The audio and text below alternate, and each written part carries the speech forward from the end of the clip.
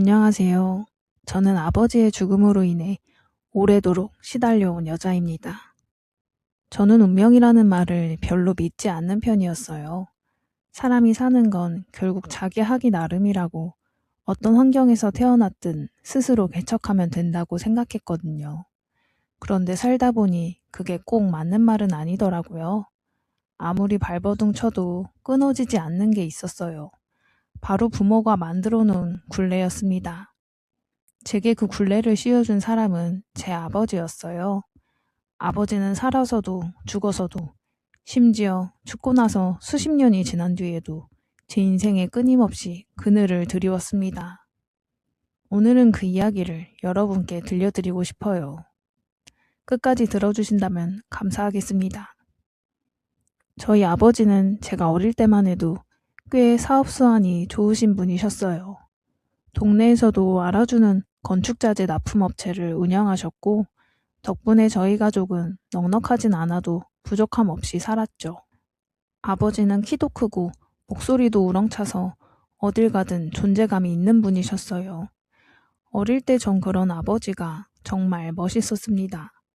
그런데 제가 10살이 되던 해부터 집안 분위기가 조금씩 달라지기 시작했어요. 아버지 얼굴에 웃음이 사라지고 밤늦게 들어오시는 날이 많아졌죠. 어머니와 작은 소리로 다투시는 날도 잦아졌고요. 어린 마음에도 뭔가 잘못되고 있다는 걸 느낄 수 있었어요. 나중에 알게 된 사실인데 아버지 사업이 그쯤부터 흔들리기 시작했던 거죠.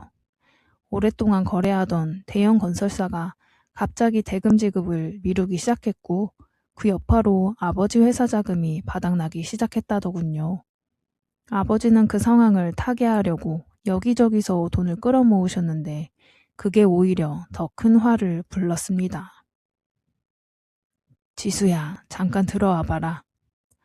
어느 날 저녁 아버지가 저를 방으로 부르셨어요. 그날따라 아버지 눈빛이 유독 흔들려 보였는데 저는 그냥 그게 피곤해서 그런 줄만 알았습니다. 지수야, 아빠 믿지? 네, 아빠. 아빠가 요즘 좀 힘들어. 근데 다 잘 될 거야. 알았지? 지금처럼 씩씩하게 지낼 수 있지? 네, 아빠, 근데 저 졸려요. 그래, 어서 들어가서 자라, 내 딸. 아버지가 제 머리를 한번 쓰다듬고는 방에서 나가셨어요. 저는 그게 아버지와 나눈 마지막 다정한 대화였다는 걸 한참 뒤에서야 알았습니다. 그로부터 얼마 지나지 않아 아버지는 스스로 세상을 등지셨어요. 제가 11살, 남동생 민준이가 8살이던 겨울이었죠. 어머니가 저와 민준이를 외할머니 댁에 맡겨두고 급하게 나가셨던 날이었는데 그날 밤 어머니가 돌아오셨을 때 얼굴이 완전히 하얗게 질려 있었습니다. 아무 말씀도 안 하시고 그냥 저와 민준이를 꼭 껴안으시더라고요. 어린 민준이가 엄마 왜 그래? 하고 물었는데 어머니는 그냥 엉엉 우시기만 했어요. 그날 어머니가 저희한테 아버지 소식을 바로 말씀해 주시지는 않았습니다. 며칠 뒤에서야 저는 아버지가 사업빚을 감당하지 못하고 스스로 목숨을 끊으셨다는 걸 알게 됐죠. 장례식도 조용히 치러졌어요. 찾아온 사람도 별로 없었고요. 아빠, 왜 그랬어? 왜 그냥 가버렸어? 저는 아버지 영정 앞에서 울면서도 솔직히 무슨 감정인지 잘 모르겠더라고요. 슬픈 건지, 무서운 건지, 아니면 그냥 황당한 건지. 11살짜리가 감당하기엔 너무 큰 일이었죠.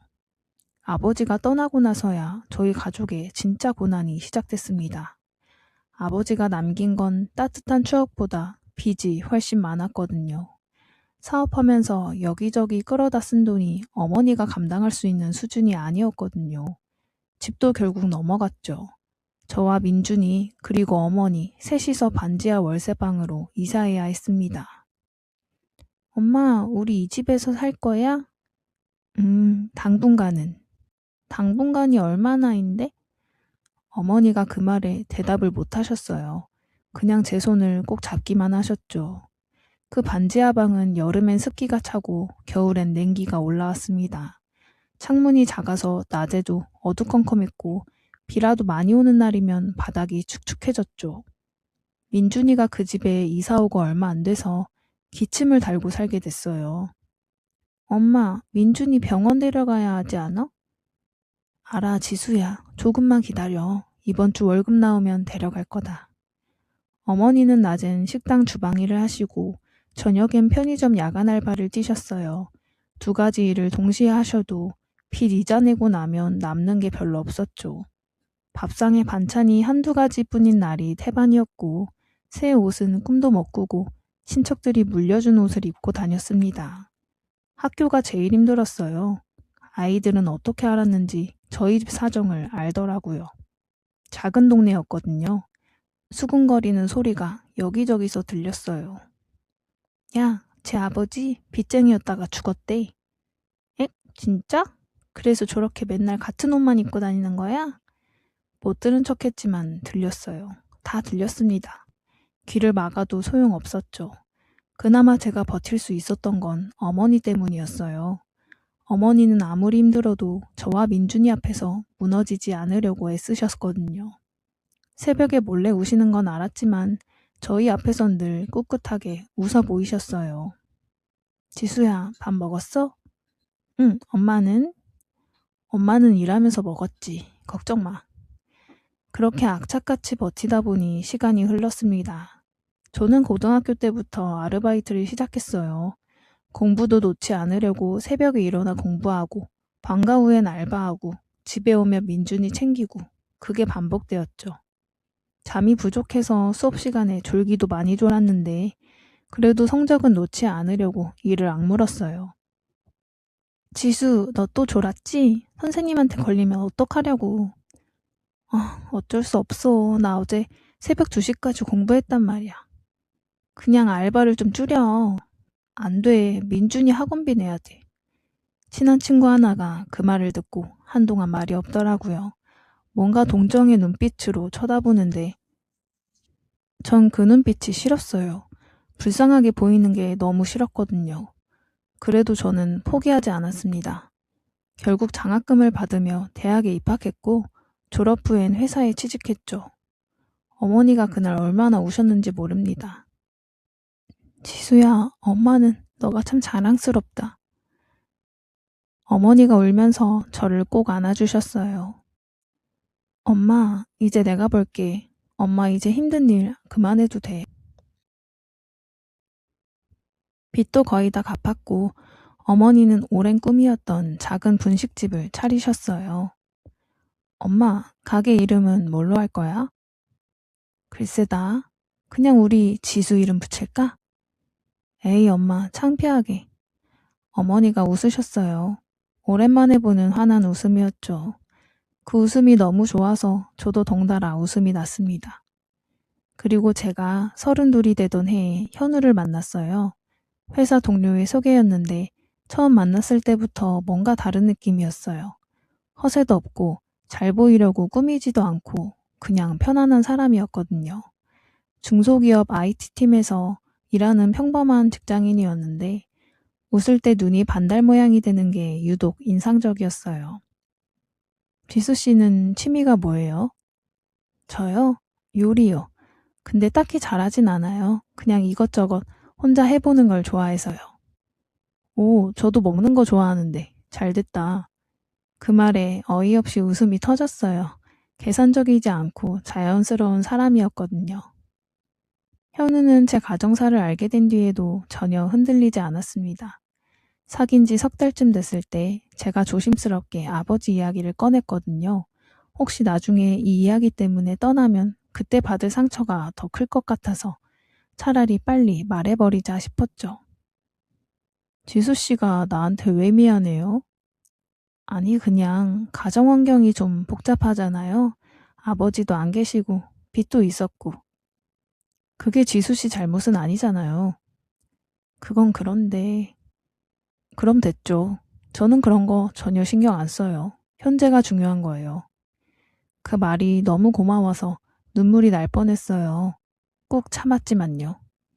현우는 정말 좋은 사람이었습니다.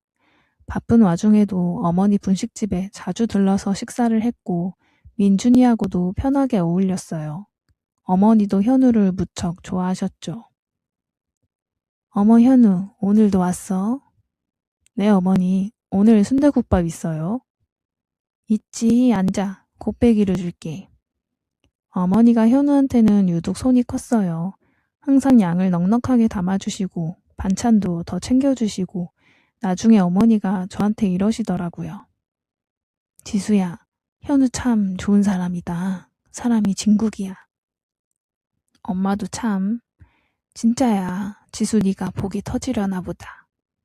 어머니가 그렇게 말씀하시는 게 오히려 겁이 조금 났어요. 저한테 좋은 일이 생기면 꼭 그 다음에 무슨 일이 따라오는 것 같은 느낌이 들었거든요.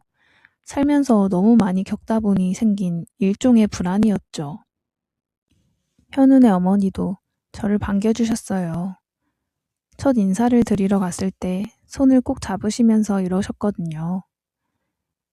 어머, 우리 현우가 하도 칭찬을 해서 어떤 분일까 궁금했는데 이렇게 반듯하고 예쁜 분이셨네. 어서 와요. 감사합니다. 잘 부탁드릴게요. 현우 어머니는 이름이 박정순 씨였는데 인상이 편안하고 말씀하시는 게 다정한 분이었어요. 현우 아버지는 그날 지방 출장 중이셔서 자리에 안 계셨죠. 다음에 뵙기로 했습니다. 그렇게 연애한 지 1년 반이 지나고 현우가 정식으로 프로포즈를 했어요. 제가 좋아하는 작은 카페를 통째로 빌려서 저도 모르게 데려가더니 꽃을 건네며 이러는 거예요. 지수야, 나랑 결혼해 줄래? 전 그 순간이 뭐라고 대답했는지 기억이 잘 안 나요. 그냥 엉엉 울었던 기억만 납니다. 오래 참아온 눈물이 한꺼번에 쏟아지는 것 같았죠. 현우가 당황해서 왜 울어? 싫어? 이러는데 더 슬프더라고요. 너무 좋아서 그래. 현우가 웃으면서 저를 안아줬어요. 양가 어머니들도 서로 만나 아주 좋아하셨죠. 우리 어머니랑 현우 어머니가 처음 만나신 자리에서 두 분이 얼마나 잘 통하시던지 저와 현우가 오히려 끼어들 틈도 없을 정도였어요. 어머, 어머니, 지수가 이렇게 훌륭하게 자란 거 다 어머니 덕분이에요. 얼마나 힘드셨어요? 별 말씀을요. 사위가 워낙 좋은 사람이라 제가 더 감사하죠. 그날 두 분이 밥 먹으면서 어찌나 웃으셨는지 저는 그 모습을 보면서 정말 행복하다고 느꼈어요. 드디어 우리 가족한테도 이런 날이 오는구나 싶었죠. 정식 상견례 날짜도 잡혔습니다. 한 달 뒤로요. 그런데 상견례를 2주 앞둔 어느 주말이었어요. 현우 어머니가 저희 어머니께 연락을 드렸습니다. 근처에 볼 일이 있으시다며 어머니 분식집에 잠깐 들르고 싶다고요. 어머니가 당연히 오시라고 했죠. 현우 어머니가 오신다고 하니까 어머니도 기분이 좋으셨는지 아침부터 분식집 청소를 더 깨끗이 하시고 현우 어머니가 좋아하신다던 잡채도 미리 만들어 두셨어요. 그날 현우는 어머니들이라고 가족 사진을 뽑아왔습니다. 얼마 전 현우네 가족이 다 같이 찍은 사진이었는데 인화해서 액자에 넣어온 거였어요. 현우 어머니가 오시기 전에 저한테 먼저 보여주면서 이러더라고요. 지수야, 어머니 오시기 전에 너도 한번 봐봐. 여기 이분은 우리 아버지야. 저는 그 사진을 받아들었어요. 현우 옆에 키가 크고 인상이 가능한 남자분이 서 계셨어요. 나이가 꽤 있으신데도 체격이 좋고 눈빛이 날카로운 분이셨습니다. 그때는 그냥 그렇게만 생각했죠. 아, 현우가 아버지를 많이 닮았구나. 그 사진을 어머니한테도 보여드렸어요. 시어머니 오시기 전에 미리 아버지 얼굴이라도 알아두시라고요. 엄마, 이분이 현우 아버지시래요. 어머니가 사진을 받아들고 보시는데 그 순간이었어요. 어머니 손이 딱 멈췄습니다. 아무 말도 안 하시고 그냥 굳어버리셨죠. 사진을 보는 눈이 흔들리더니 얼굴에선 혈색이 쫙 빠져나갔고 마치 귀신이라도 본 것처럼 표정이 안 좋았습니다. 엄마, 왜 그래요? 어머니가 대답을 못 하셨어요. 사진에서 눈을 떼지 못하시면서 입술만 달싹거리셨습니다. 저는 갑자기 너무 불안해졌어요. 엄마 어디 아파요? 표정이 왜 그러냐니까. 아니, 잠깐만. 어머니가 낮게 중얼거리셨어요. 그리고는 사진 속 남자의 얼굴을 손가락으로 짚으시더니 그 손가락조차 떨리기 시작했습니다. 지수야, 여기 이 사람 현우네 아빠 이름이 뭐니? 현우 아버지요? 강태성이요. 왜요, 엄마? 그 이름을 듣는 순간 어머니 얼굴이 완전히 굳어버렸어요. 그리고 아주 천천히 사진을 내려놓으시더니 두 손으로 얼굴을 감싸시더라고요. 엄마, 제발 말해봐요. 왜 그래요? 바로 그때 분식집 문이 열리면서 현우 어머니가 들어오셨어요. 환하게 웃으시면서요. 사돈, 저 왔어요. 잡채 냄새가 여기까지 나네. 어머, 지수도 있네. 현우 어머니가 밝게 인사하셨는데 저희 어머니는 아무 반응을 못 하셨어요. 그냥 넋이 나간 사람처럼 앉아 계셨죠. 시어머니가 당황하셔서 지수 어머니 괜찮으세요? 하고 여쭤봤는데 그제야 어머니가 억지로 정신을 차리시는 것 같았습니다. 아, 네. 잠깐 어지러워서요. 괜찮아요. 앉으세요. 목소리가 완전히 달라져 있었어요. 떨림은 가라앉은 목소리였는데 현우 어머니는 눈치를 채셨는지 어머니 안색을 살피시며 걱정스럽게 여쭤보셨습니다. 그 짧은 시간 동안 어머니는 무언가를 결심하신 것 같더니 말씀하셨어요. 죄송하지만 갑작스럽게 단체 손님이 생겨서 얘기는 다음에 나누는 게 좋을 것 같아요, 사돈. 미안해요. 평소에 없던 일이라 더 이상하더라고요. 어머니는 어떤 상황에서도 잘 흔들리지 않는 분이셨거든요. 현우 어머니가 결국 돌아가시고 나서 저는 바로 어머니 앞에 앉았어요. 엄마, 이제 말해줘요. 갑자기 사진 보고 왜 그러시는 건데? 어머니가 깊게 숨을 들이시더니 제 눈을 바라보셨어요. 그 눈빛이 무거워서 저는 가슴이 쿵 내려앉았습니다. 지수야, 엄마가 오래된 이야기 하나 해줄게. 네 아버지 사업이 왜 망했는지 진짜 이유를 말이야. 네, 네 아빠를 그렇게 만든 사람이 그 사람이 바로 방금 그 사진 속 남자야. 저는 그 말을 이해하는데 한참이 걸렸어요. 네? 그게 무슨 말이에요, 엄마? 어머니가 그제야 오래 묻어두셨던 이야기를 꺼내기 시작하셨어요. 저는 그 이야기를 들으면서 손이 덜덜 떨렸습니다. 어머니 말씀에 따르면 아버지가 사업하실 당시 가장 큰 거래처가 현우네 아버지 강태성이 운영하던 건설회사였대요. 처음엔 아버지도 그 사람을 굉장히 믿었다고 해요.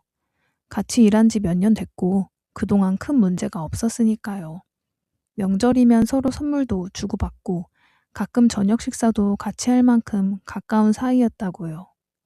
그런데 강태성 회사가 갑자기 부도 직전 상태가 됐을 때 그 사람은 아버지 회사에 납품 대금을 갚지 않고 버텼대요. 그것도 수개월치를요.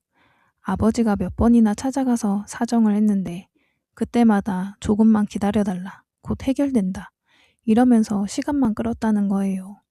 그게 한 달이 되고 두 달이 되고 석 달이 넘어가면서 아버지 회사는 완전히 무너지기 시작했습니다.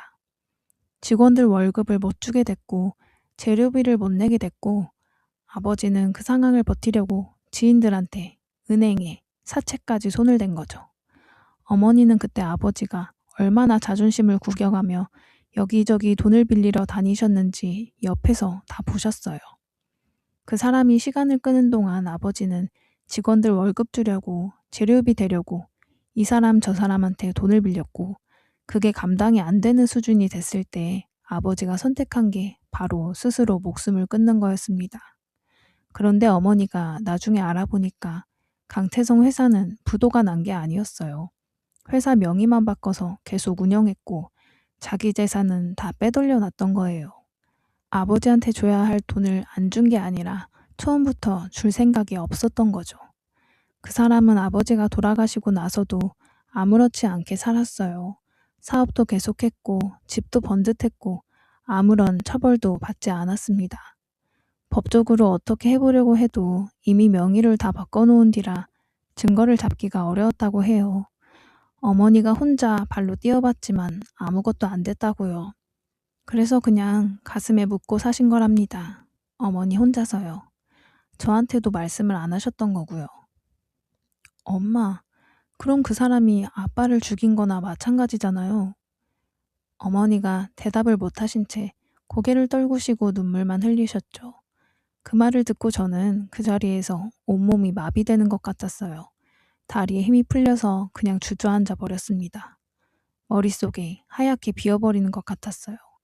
제가 그토록 사랑했던 사람의 아버지가 우리 아버지를 죽음으로 내몬 장본인이었다니. 현우 얼굴이 눈앞에 아른거렸습니다. 저를 보며 웃던 그 얼굴, 어머니에게 살갑게 대하던 모습들, 추운 날 저를 코트로 감싸주던 손, 그 사람이 지금 이 순간에도 아무것도 모른 채 어딘가에서 웃고 있을 거라는 게 너무 잔인하게 느껴졌어요. 그날 밤 저는 한숨도 못 잤습니다. 현우 얼굴이 계속 떠올랐어요. 아버지가 어떤 짓을 했는지 알지도 못하고 그냥 저를 사랑하는 평범한 사람이겠죠. 저도 현우를 사랑하는 마음은 그대로이지만 그래도 저는 이 결혼을 할 수가 없었습니다. 아무리 생각해도 안 됐어요. 밥을 먹다가도 현우 아버지 얼굴이 떠오르면 목이 콱 막혔습니다. 명절에 시댁에 가서 그 사람한테 절을 해야 한다는 게 상상만 해도 숨이 막혔거든요. 어머니도 마찬가지셨어요. 그 사람과 한 상에 앉아 사돈 소리를 들어야 한다는 건 도저히 안 된다고 하셨죠. 지수야, 엄마가 너 행복만 바라는 거 알지? 알아요, 엄마. 근데 엄마는 그 사람이랑 한 가족이 되는 건 못하겠다. 그 사람이 어떤 사람인지 아는데 어떻게 웃으면서 사돈 소리를 듣니? 미안하다, 지수야. 엄마가 미안할 건 아무것도 없어요. 저는 어머니를 안아드렸어요. 어머니는 오열하셨습니다. 이틀을 꼬박 울고 나서 저는 현우를 만나러 갔어요. 지수야, 무슨 일이야? 갑자기 나오라고 해서 놀랐네. 현우가 걱정스러운 눈빛으로 물었어요. 카페 창가 자리였는데 햇빛이 현우 얼굴에 떨어지고 있었습니다. 저는 그 얼굴을 보는 순간 눈물이 차오를 것 같아서 잠깐 시선을 내려 깔았어요. 현우야, 나 할 말이 있어. 응, 말해. 나 이 결혼 못할 것 같아. 현우 얼굴이 순식간에 굳었어요. 손에 들고 있던 커피잔을 천천히 내려놓더니 저를 바라봤습니다.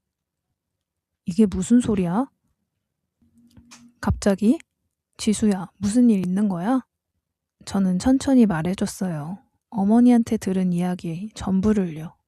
아버지 사업이 왜 망했는지, 강태성 씨가 어떻게 했는지, 그리고 우리 아버지가 어떻게 됐는지. 말하는 내내 목이 떨렸습니다. 이 이야기를 하면서 현우 표정이 바뀌는 걸 봐야 한다는 게 너무 힘들었어요.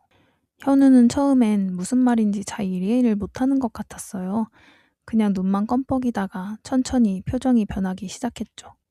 믿을 수 없다는 표정에서 충격받은 표정으로. 잠깐만 지수야, 그게 진짜야? 우리 아버지가 그런 거라고? 어머니가 확인하셨어.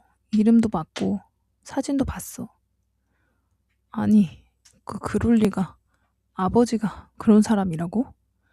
현우 목소리가 흔들렸어요. 두 손으로 머리를 감쌌다가 테이블에 손을 짚으며 숨을 고르더라고요.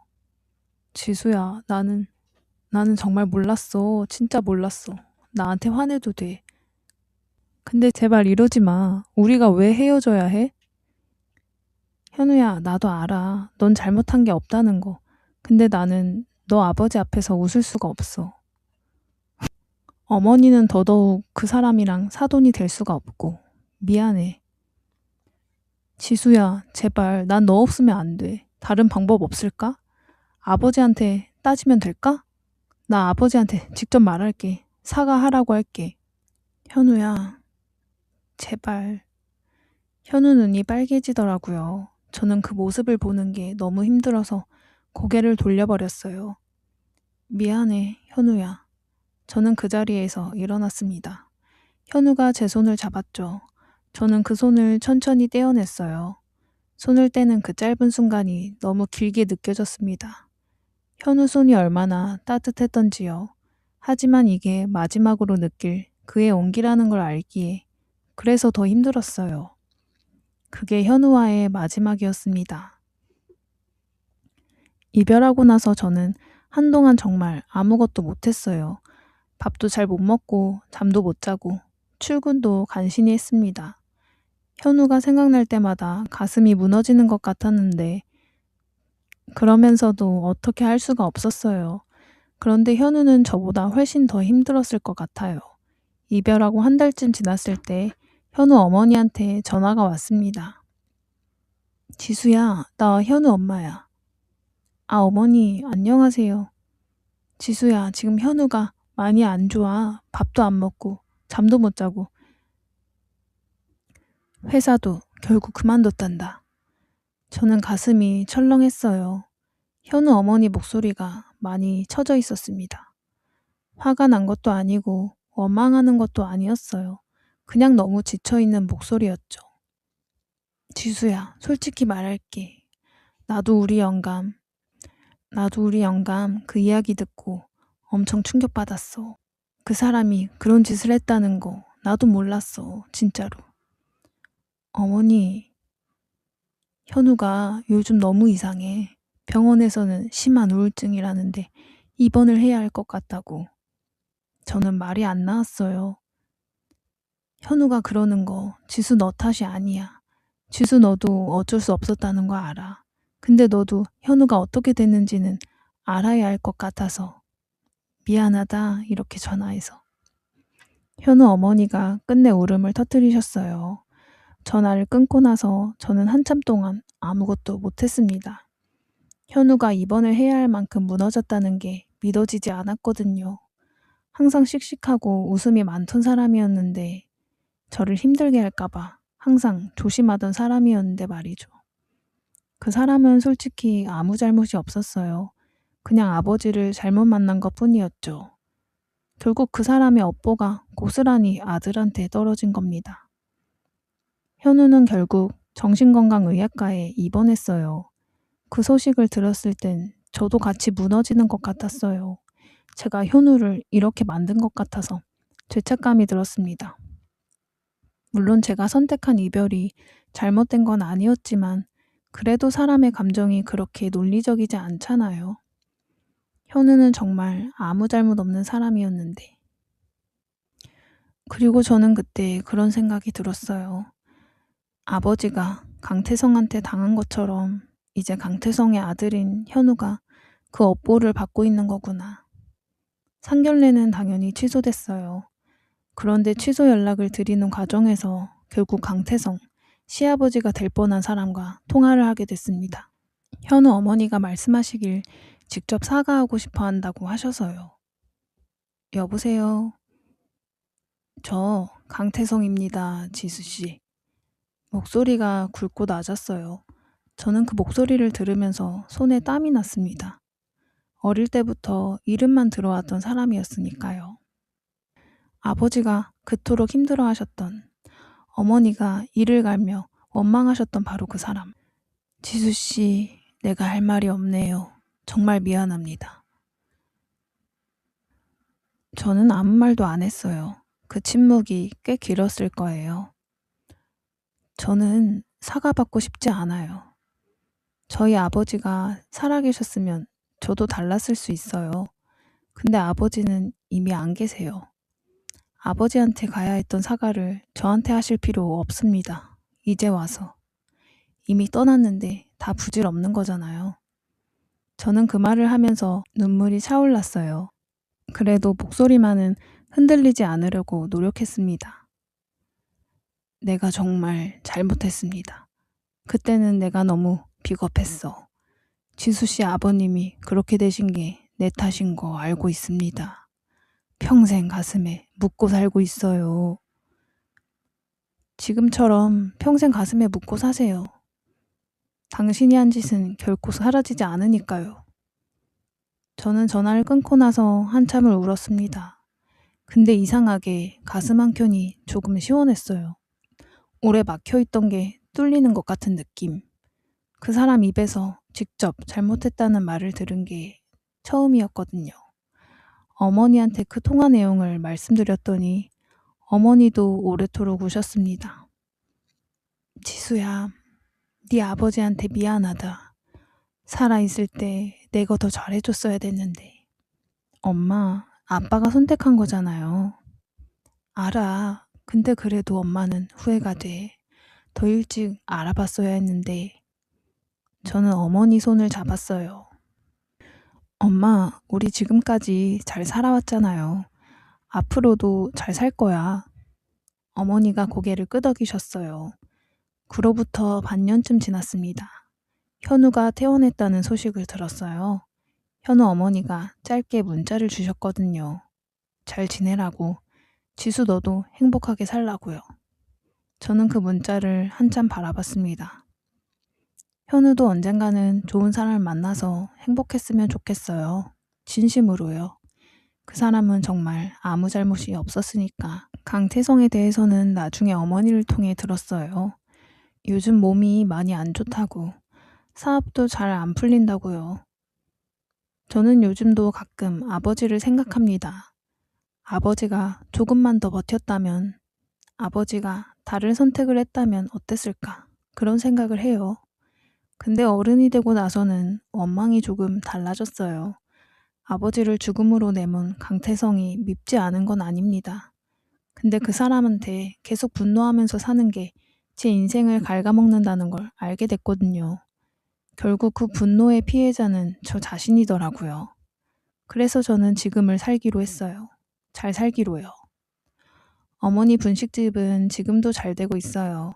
단골 손님도 많이 늘었고 민준이도 좋은 사람 만나서 결혼했습니다. 저는 아직 혼자지만 마음이 급하지는 않아요. 좋은 사람이 오면 오는 거고 안 오면 그것도 제 인생이니까요. 다만 한 가지는 확실히 알게 됐어요. 죄는 반드시 돌아온다는 거요. 강태성이 제 아버지한테 한 짓이 결국 자기 아들한테도 돌아왔으니 형태가 달라도 업보는 피해갈 수 없었던 거예요. 그러니까 모든 분들 꼭 기억하셨으면 해요. 내가 지금 하는 선택이 훗날 내 자식의 인생에 그늘을 드리울 수 있다는 걸요. 저는 온몸으로 배웠습니다. 살면서 비겁한 선택을 가끔씩 하고 싶을 땐 꼭 이 말을 떠올려 주세요. 내 죄는 결국 돌아온다. 양심 있게 살자. 오늘 사연은 여기까지입니다. 구독과 좋아요 잊지 마시고 다음 사연에서 뵙겠습니다.